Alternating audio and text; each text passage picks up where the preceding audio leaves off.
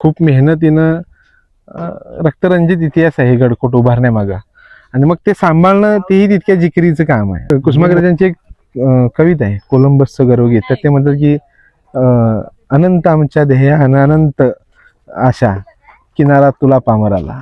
समुद्राला उद्देशून त्यांनी म्हटलंय तसं हा समुद्र आहे दुर्ग संवर्धनाचा. कोणत्याही किल्ल्यावरती दुर्ग संवर्धन करत असताना तिथल्या टीमला काय चॅलेंजेस किंवा काय गोष्टींचा सामना करावा लागतो? तुम्ही विचारलं की सगळ्यात मोठं आव्हान कोणतं, तर ते सगळ्यात मोठं आव्हान जर आजच्या तारखेला असेल तर पहिल्या शासकीय परवानग्या आणि दुसरा संवर्धनाला लागणारा निधी.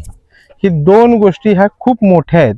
मनुष्यबळ जर बनायला गेलं तर महाराष्ट्रात जवळपास 300-350 संस्था आहेत आणि संस्थांच्याकडे एकूण बघायला गेलं तर 1.5-2 लाख मनुष्यबळ आहे लोकांचं.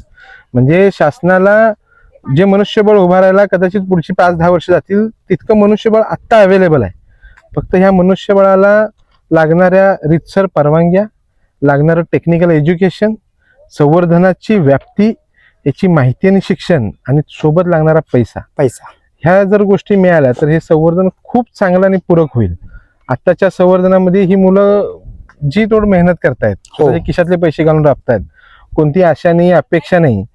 पण उलट असं होतं की एखाद्या संवर्धन कामामध्ये चुकीच्या पद्धतीनं संवर्धन होतं आणि ते होतं, शिक्षण नसतं त्या मुलांच्याकडे, त्यामुळे होतं आणि मग मुलांना कायदेशीर गोष्टींचा किंवा कायदेशीर कारवाईंना सामोरं जावं लागतं आणि मग कुठंतरी ते चुकीचं घडतं. त्यामुळं सगळ्यात मोठं आव्हान जर म्हणायला गेलं तर शासनाकडून होणारं दुर्लक्ष जे आहे परवानगीच्या माध्यमातून, शिक्षणाच्या माध्यमातून किंवा इतकं कोऑर्डिनेशनच्या अभावामुळे ही सगळ्यात मोठी समस्या आहे आजची. पण मी म्हणेन प्रत्येकाला, हे आपलं शिवरायांनी आपल्या थोरामोठ्यांनी उभा केलेलं स्वराज्य ते त्यांनी त्या काळात सांभाळलंय.